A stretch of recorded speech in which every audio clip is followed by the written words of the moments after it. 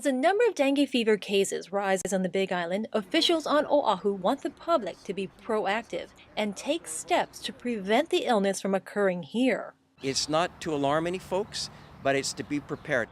Dengue fever is a viral illness spread by an infected mosquito. There are two species of the mosquito that can be the vector. One is the Aedes aegypti, and the other one called Aedes albopictus.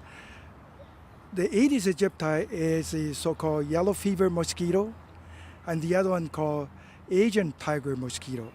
I want to emphasize the fact that dengue fever is not normally found in Hawaii. It is not endemic to our state.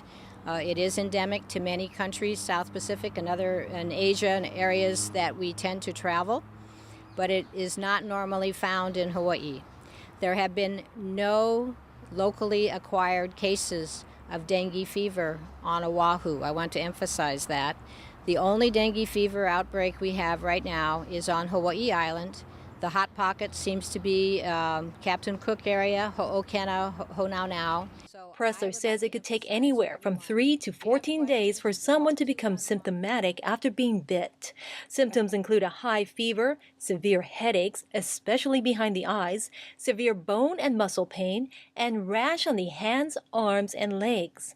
There is no treatment for the illness. The symptoms usually go away within 2 weeks. What we want to do is to educate the public, everybody, about what they can do to help protect themselves against dengue fever. And it really boils down to getting rid of standing water and mosquitoes. These are some of the plants mosquitoes like to lay their eggs in. And this is what the city and state officials want you to do. Pour it up both ways. Make sure you get all the water out. Wherever you have plants that can hold water, you can have mosquitoes breeding. Bromeliads form like a vase, and so that's where the mosquito will lay its eggs.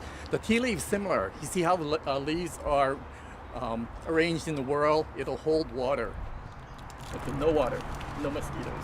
Some things you can do to get rid of mosquitoes around your home include repair broken screens and clean out your gutters.